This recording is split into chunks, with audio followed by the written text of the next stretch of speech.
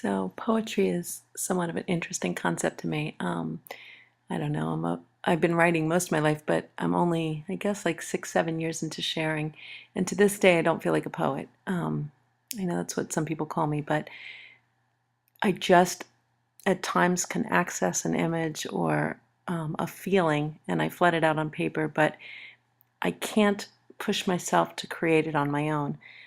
So at this point, I still feel like a feeling chooses me versus I'm this active poet who creates things.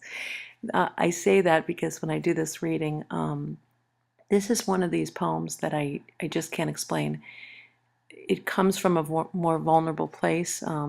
Most of the ones that are more love story driven to me feel extremely vulnerable to share, but not because it's autobiographical, not because it's my story, but it's almost like, I don't know, my best analogy for myself is that when I was little, I used to go to this brook in Tennessee, in Gatlinburg, and I loved it. It's one of the memories of my childhood that's so, so strong for me.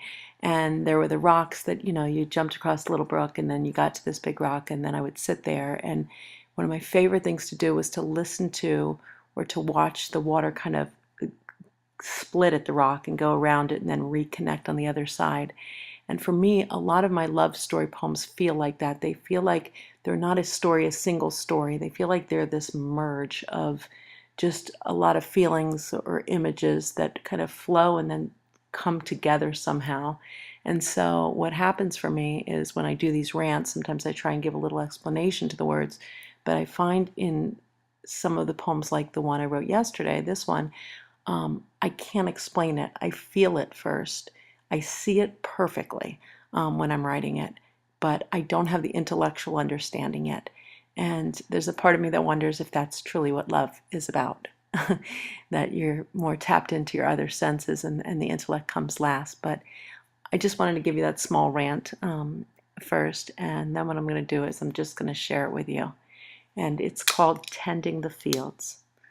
I have said it many, many times before, but I really do feel that if you close your eyes and allow me to read to you, you get a deeper experience. So now would be a great time to close your eyes. Tending the fields of the brokenhearted. In an empty field, I reach out to touch your lips, my finger memorizing each curve, reading the silence of your words in braille, in hopes I catch the smallest water drop on my fingertip from the moisture of your tongue. Thirsty to drink from the holy water that drips down your well of darkened walls and barriers, waiting to be anointed by the touch of your soul, to choose me to harvest the crops of our love.